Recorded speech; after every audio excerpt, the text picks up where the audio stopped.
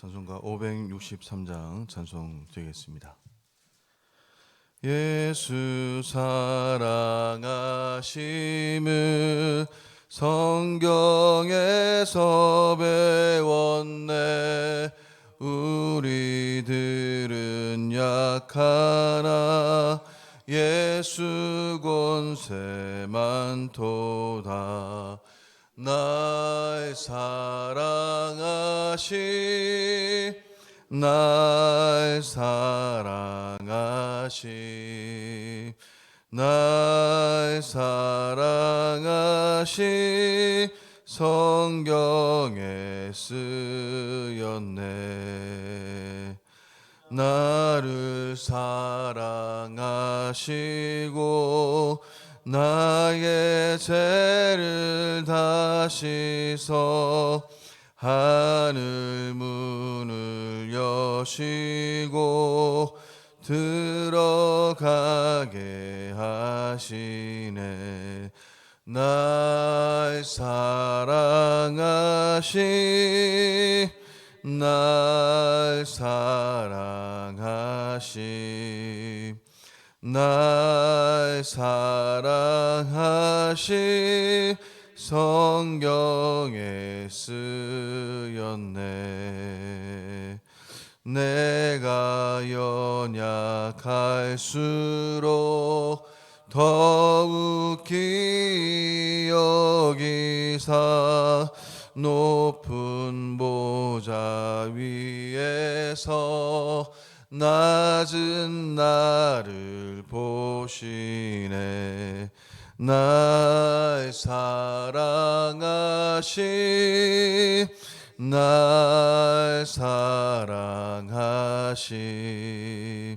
날 사랑하시 성경에 쓰였네. 세상 사는 동안에 나와 함께 하시고 세상 떠나가는 날 천국 가게 하소서. 날 사랑하시 날 사랑하시 날 사랑하시 성경에 쓰였네.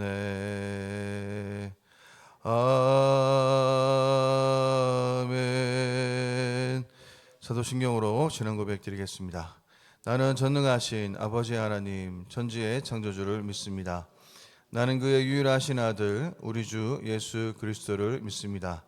그는 성령으로 잉태되어 동정녀 마리아에게서 나시고 본디오 빌라도에게 고난을 받아 십자가에 못 박혀 죽으시고 장사된 지 사흘 만에 죽은 자 가운데서 다시 살아나셨으며 하늘에 오르시어 전능하신 아버지 하나님 우편에 앉아 계시다가 거기로부터 살아있는 자와 죽은 자를 심판하러 오십니다.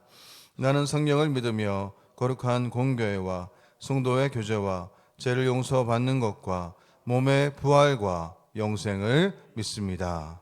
아멘. 하나님의 말씀은 욥기 22장입니다.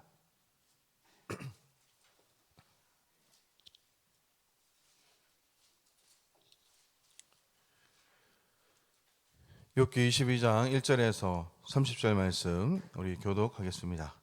대만 사람 엘리바스가 대답하여 이르되 사람이 어찌 하나님께 유익하겠느냐. 지혜로운 자도 자기에게 유익할 따름이니라. 내가 이루온들 전능자에게 무슨 기쁨이 있겠으며 내 행위가 온전한들 그에게 무슨 이익이 되겠느냐. 하나님이 너를 책망하시며 너를 신문하심이 너의 경건함 때문이냐. 내 악이 크지 아니하냐. 내 죄악이 끝이 없느니라. 까닭 없이 형제를 볼모로 잡으며 헐벗은 자의 의복을 벗기며 목마른 자에게 물을 마시게 하지 아니하며 줄인 자에게 음식을 주지 아니하였구나. 권세 있는 자는 토지를 얻고 존귀한 자는 거기에서 사는구나. 너는 가부를 빈손으로 돌려보내며 고아의 팔을 꺾는구나. 너를 둘러있고 두려움이 갑자기 너를 엄습하며 어둠이 너로 하여금 보지 못하게 하고 홍수가 너를 덮느니라. 하나님은 높은 하늘에 계시니 아니하냐. 보라, 우두머리 별이 얼마나 높은가. 그러나 내 말은 하나님이 무엇을 아시며 흑암 중에서 어찌 심판할 수 있으랴. 구름이 그를 가린즉 그가 보지 못하시고 둥근 하늘을 거니실 뿐이라 하는구나. 내가 악인이 밟던 옛적 길을 지키려느냐. 그들은 때가 이르기 전에 끊겨버렸고 그들의 터는 강물로 말미암아 함몰되었느니라. 그들이 하나님께 말하기를 우리를 떠나소서 하며 또 말하기를 전능자가 우리를 위하여 무엇을 하실 수 있으랴 하였으나 하나님이 좋은 것으로 그들의 집에 채우셨느니라. 악인의 계획은 나에게서 머니라. 의인은 보고 기뻐하고 죄 없는 자는 그들을 비웃기를. 우리의 원수가 망하였고 그들의 남은 것을 불이 삼켰느니라 하리라. 너는 하나님과 화목하고 평안하라. 그리하면 복이 내게 임하리라. 청한데 너는 하나님의 입에서 교훈을 받고 하나님의 말씀을 내 마음에 두라. 내가 만일 젖는 자에게로 돌아가면 내가 지음을 받을 것이며 또 내 장막에서 불의를 멀리 하리라. 내 보화를 티끌로 여기고 오빌의 금을 계곡의 돌로 여기라. 그리하면 전능자가 내 보화가 되시며 내게 고귀한 은이 되시리니 이에 내가 젖는 자를 기뻐하여 하나님께로 얼굴을 들 것이니라. 너는 그에게 기도하겠고 그는 들으실 것이며 너의 소원을 내가 갚으리라. 내가 무엇을 결정하면 이루어질 것이요 내 길에 빛이 비치리라. 우리 29절 30절 다 같이 읽겠습니다. 사람들이 너를 낮추거든 너는 교만했느라고 말하라. 하나님은 겸손한 자를 구원하시리라. 죄 없는 자가 아니라도 건지시리니 내 손이 깨끗함으로 말미암아 건지심을 받으리라. 아멘. 오늘 본문은 욥과 친구들 사이에서 이 세 번째 논쟁이 시작됩니다. 그래서 오늘 본문에서도 보면 엘리바스가 포문을 열고 있고 이 엘리바스의 이 마지막 이 발언임을 우리가 잘 알 수 있습니다. 이번 발언의 특징은 이 규범적 지혜의 일반적인 진술에 그치지 아니하고 욥의 죄를 구체적으로 열거하는데요. 물론 이 엘리바스가 말하는 이 욥의 죄는 직접 목격한 사실에 근거한 것이 아니라 이 엘리바스가 인과응보의 원리에 따라서 추론한 것을 바로 욥의 죄라고 이렇게 계속적으로 주장합니다.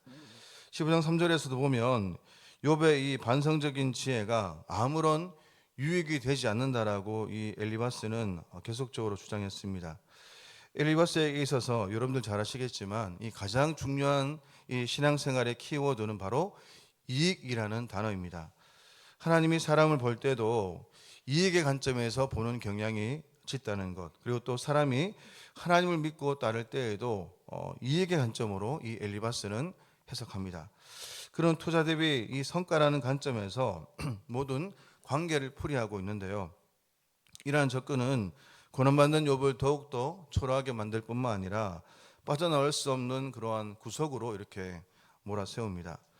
1절과 2절 말씀 보니까 대만 사람 엘리바스가 대답하여 이르되 사람이 어찌 하나님께 유익하게 하겠느냐라고 말합니다. 이 사람의 죄, 아무리 뛰어난 지혜를 소유하고 있다 할지라도 또 경건한 삶을 살았다 할지라도 그게 하나님에게 무슨 유익이 되겠느냐라고 말합니다. 하나님은 욥 한 사람이 어떤 삶을 추구하며 살았는지에 대해서 별 관심이 없다라고 이 엘리바스는 주장하죠. 또 3절에도 보면 내가 의로운들 전능자에게 무슨 기쁨이 있겠으며 내 행위가 온전한들 그에게 무슨 이익이 되겠느냐라고 말합니다. 엘리바스는 욥의 경건과 지혜를 조롱할 뿐만 아니라 심지어 인간 자체가 하나님께 이렇게 별 의미 없는 존재인 것처럼 그렇게 말을 하죠. 하나님의 피조물인 인간이 하나님께 아무런 이득이 되지 않는다라고 이렇게 주장하고 있는 것입니다. 또 엘리바스는 하나님을 어떻게 표현하고 있습니까? 이익의 원리로 움직이고 또 이익의 원리에 따라서 역사하는 분임을 이 엘리바스는 주장을 합니다. 욥이 아무리 경건하고 뛰어난 삶을 살았던들 지극히 높으신 하나님에게는 그다지 중요하지 않다라고 이 욥은 주장하면서 욥이 고난을 받는 것은 바로 이 친구들과의 관점처럼 순전히 그가 지은 죄에 대한 대가라고 이렇게 주장을 하고 있는 것이죠. 하지만 우리가 믿는 하나님은 어떤 분이십니까? 전지전능한 분이시지만 한 영혼을 귀하게 여기시는 그 하나님이십니다. 그래서 우리를 위해서 하나밖에 없는 그 아들을 이 땅에 보내신 분이시죠.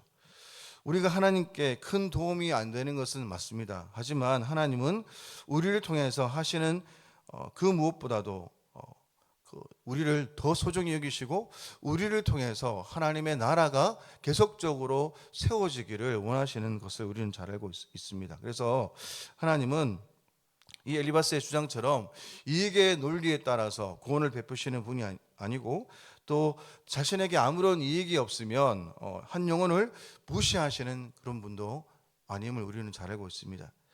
순종하면 복을 주겠다는 그 틀 안에서 이 엘리바스가 하나님을 이렇게 이해하려고 하다 보니까 자신의 지식과 자신의 틀 안에서만 하나님을 그렇게 생각하다 보니까 고난받는 욥은 죄를 지어서 벌을 받는 것으로밖에 볼 수 없었던 것입니다.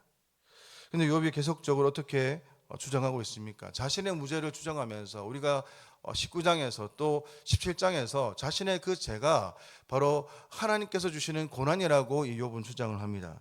하지만 엘리바스는 이 모든 욥의 주장을 철저하게 부정하죠. 엘리바스가 이토록 강력하게 자기 주장을 펼칠 수 있었던 이유가 뭡니까? 결과론적으로 인과응보적으로 이 욥이 현재적으로 고난을 받고 있기 때문입니다. 누가 봐도 이 욥이 어려운 일을 겪고 있다는 사실을 부정할 수 없습니다. 그렇다면 그 고난의 원인이 무엇입니까? 욥은 까닭 없이 고난을 받는 것으로 주장했고 엘리바스를 비롯한 3명의 친구는 분명한 까닭으로 인해서 고난을 받았다라고 이해합니다.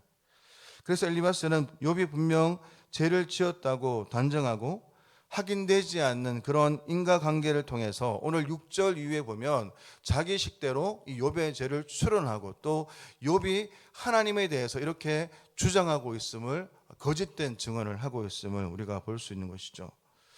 6절과 11절에 보면 누구나 다 아는 죄의 목록들을 나열하는데요. 헐벗은 자의 의복을 벗기고 부당한 방법으로 갈취하고 부자였지만 가난한 자를 외면했다라고 얘기하고 있습니다. 과거에 일어난 모습들을 우리가 확인할 수 없지만 욥이 이러한 죄를 지었기 때문에 현재의 고난이 계속적으로 이러한 고통을 받고 있다라고 이렇게 말하고 있는 것이죠. 저 여러분들이 해석할 때 어떤 모습을 어떤 자세로 여러분들은 살고 있습니까?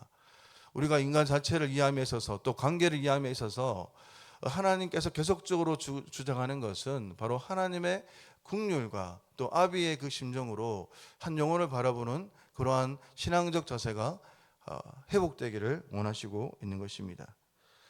욥의 도덕적인 행동을 비난했던 이 엘리바스, 자신의 그 추론적인 자기의 틀 안에서 그렇게 사람을 해석하고 판단했기에 욥이 마치 이 모든 죄를 지었던 것처럼 주장하면서 그렇게 이 엘리바스는 나아갑니다. 욥을 계속적으로 그 영혼을 죽이고 그 사람의 그 인간 가치를 자신의 가치관에 따라 따르지 않았을 때 철저하게 무시하고 철저하게 그 욥을 무너뜨리는 이 엘리바스의 모습을 우리가 볼 수 있는 것이죠. 여러분들이 이 땅을 살아가면서 우리가 가장 이 땅을 산 가운데 또 우리가 살아가는 모든 관계 가운데 또 일상에 일어나는 모든 해석할 수 있는 해석의 근거는 바로 온전한 하나님의 말씀을 통해서 해석해야 한다는 것입니다.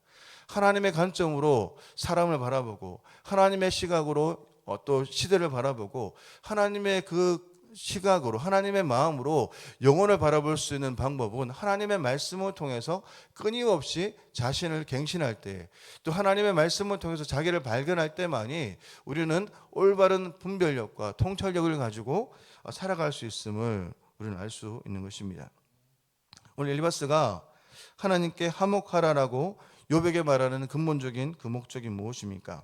그것은 바로 복이 임할 것이며 다시 흥할 것이라고 이렇게 말합니다.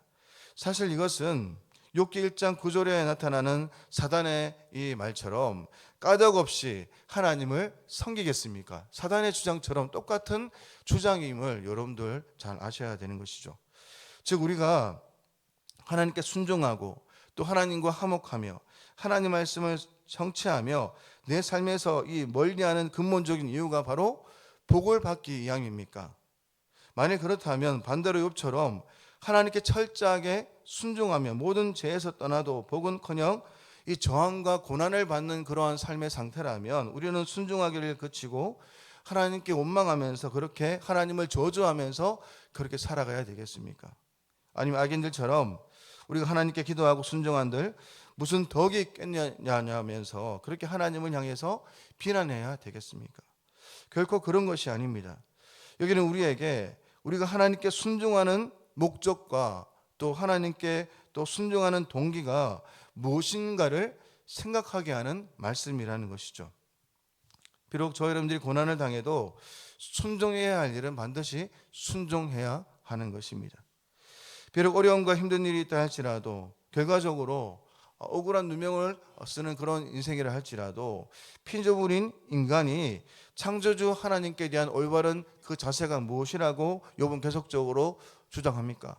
그의 통치를 인정하고 받아들이는 것, 그렇기 때문에 이것이 하나님께 주신 고난임을 받아들였기 때문에 그는 하나님을 향해서 저주하고 원망하는 것이 아니라 17장에서 19장에서 하나님을 향한 그 절규와 또 하나님을 향한 부르짖음을 통해서 이 일이 하나님께서 하신 것이기에 하나님께서 나를 보증해 달라라고, 하나님께서 내 인생을 책임져 달라라고, 하나님께서 나에게 다시 한 번 더 하나님의 은혜를 부어 달라라고 담대히 기도할 수 있었던 것입니다. 내 모든 삶 속에서 고난을 받고 있지만 욥의 절규와 욥의 부르짖음을 통해서 알 수 있는 것은 그렇게 하나님 나의 기도를 들으신다는 확신 때문에 욥은 그 고통 속에서도 하나님의 크신 위로 속에 거하면서 이 고난을 계속적으로 버틸 수 있는 힘의 원천이라는 것이죠. 저 여러분들이 반드시 이 땅을 살아가면서 우리가 해석할 수 없는 또 고난을 당할 수밖에 없는 그 모든 상황 속에서 우리가 반드시 해석하는 그 삶의 그 이유는 바로 하나님의 말씀이어야 되고, 하나님을 향한 올바른 지식이 있을 때, 하나님을 아는 지식이 분명할 때 우리의 모든 길을 온전하게 또 바르게 그 길을 걸어갈 수 있도록 인도하신다는 것입니다. 또 엘리바스는 오늘 25절과 30절에 있는 말씀에서 하나님이 주실 복에 대해서 이렇게 말하고 있습니다. 그 엘리바스의 관점이 무엇이라고 얘기했습니까? 바로 이익이라는 것입니다. 이익. 하나님도 나에게 이익을 주시는 분이고 이익을 따라서 나에게 복을 주시는 그 하나님이라고 이 엘리바스는 계속적으로 주장합니다. 엘리바스가 말한 이 복은 우리 역시도 강구해야 하는 이 복이라는 것이죠. 또한 물질적인 면뿐만 아니라 영적인 부분까지도 포함되어 있습니다. 그럼에도 우리가 을을 위해서 핍박을 받는 복에 대한 이 보배가 너무나 아쉽다는 것을 우리는 압니다. 욥이 진정으로 갈망하는 복이 무엇입니까? 자신의 의로움에 대한 하나님의 인정임을 우리는 잘 알고 있는 것이죠. 이 땅을 살아가면서 애매한 고난이든 또 알 수 없는 고난이든 이 욥이 계속적으로 주장하는 것은 이것이 내 삶이 하나님을 향하여 있음을 하나님께서 인정해 달라라고 욥은 그렇게 기도하고 있는 것입니다. 그러한 욥처럼 여러분들이 어떠한 그 순간에도 또 지금도 고난을 당하고 있고 힘들고 너무나 괴롭고 또 자녀들의 그 문제로 또 남편의 문제로 또 우리 가운데 응답되지 않는 그 기도 응답의 문제로 고난을 당하고 힘든 가운데 있지만 정말로 욥처럼 하나님께서 나를 인정해 달라고, 하나님께서 나를 아시니 나를 불쌍히 여겨 달라고, 하나님께서 하나님만이 나에게 진정한 복임을 고백하는 욥처럼 그렇게 살아가는 저와 여러분의 인생 되시기를 축원합니다. 기도하겠습니다. 살아계신 하나님 아버지, 우리가 알고 배운 신앙으로 타인의 삶을 또 성도의 삶을 쉽게 재단하지 않게 하시고 까닭없이 찾아온 고난을 통해서도 우리의 신앙이 깊어질 수 있음을 알게 하옵소서. 또 하나님, 저희들이 하나님께 순종하며 하나님 말씀을 듣는 동기와 목적을 다시 돌아보게 하시고 자신의 이익이 아닌 하나님의 명예를 위해서 그렇게 살아가는 우리의 신앙이 될 수 있도록 은혜를 내려 주옵소서. 무엇이 참되고 영원한 복인지 다시 생각하면서 하나님을 참된 복으로 추구하며 또 하나님 자체가 목적이 되는 그런 인생 될 수 있도록 은혜를 내려 주옵소서. 거룩하신 예수님의 이름으로 기도드립니다. 아멘. 하늘에 계신 우리 아버지의 이름을 거룩하게 하시며 아버지의 나라가 오게 하시며 아버지의 뜻이 하늘에서와 같이 땅에서도 이루어지게 하소서. 오늘 우리에게 일용할 양식을 주시고 우리가 우리에게 잘못한 사람을 용서하여 준 것 같이 우리 죄를 용서하여 주시고 우리를 시험에 빠지지 않게 하시고 악에서 구하소서. 나라와 권능과 영광이 영원히 아버지의 것입니다. 아멘. 오늘 시간 선교와 전도를 위해서 시간 기도드리겠습니다. 우리가 파송한 선교사들과 후원 선교사, 국내 개척 교육 및 기간 선교를 위해서 또 그리스도의 사랑으로 지역 사회를 섬기며 복음의 능력으로 전도의 사명을 감당하는 교회가 될 수 있도록 우리 교회가 어떠한 상황 가운데서도 선교와 전도, 구제하는 교회의 사명을 잃지 않도록 또 많은 성도들이 전도에 동참하면서 새로운 힘을 얻을 수 있도록 주일학교 전도 사역에도 불이 붙고 학교와 학원 전도가 일어날 수 있도록 시간같이 한번 기도하시고 또 하나님을 복으로 삼고 또 하나님과 동행하면서 하나님 자체가 목적이 되는 그런 삶이 될 수 있도록 기도하시고 또 우리가 알고 배운 신앙으로 이 성도의 삶을 쉽게 재단하는 교만한 삶을 버릴 수 있도록 또 하나님의 국률한 마음으로 영혼을 바라보는 우리의 모든 삶이 될 수 있도록 은혜를 부어달라고 같이 한번 주여 일창하면서 같이 한번 이 시간 기도 드리겠습니다. 기도하겠습니다. 주여 살아계신 하나님 아버지, 오늘 시간 하나님 앞에 간구하며 기도하며 나가기를 소망합니다. 우리 가운데 찾아와 주옵시고 오늘 시간 성도와 전도를 위해서 하나님 앞에 간구하며 기도하며 나갑니다. 우리가 파송한